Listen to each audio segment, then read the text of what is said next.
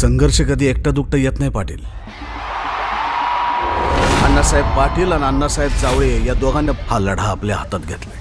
तो लढा अजून संपला नाही आणि जोपर्यंत त्याचा निकाल लागत नाही तोपर्यंत हा लढा संपणार पण नाही.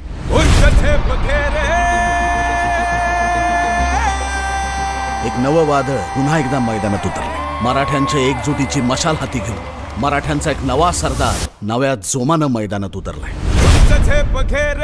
श्वास रोखू दे रे, तूच आहे तुझ्यासारखा तू आजमावना. संघर्ष बिगर काही खरं नसतं. शिवबा संघटना हीच आमची ताकद आणि तीच ताकद घेऊन संघटना काम करणार गोरगरिबासाठी.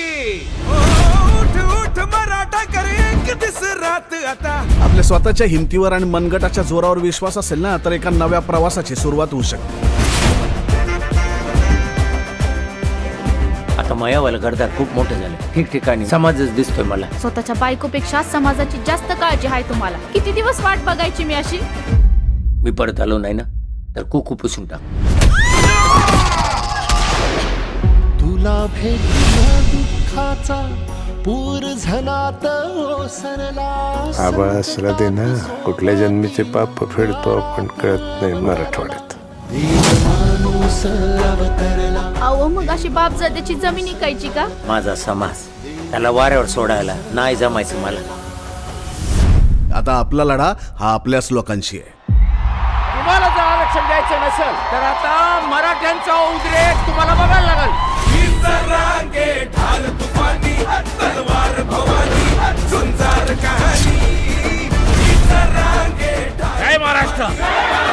भवानी, झुंजार कहाणी. मराठा रक्षण.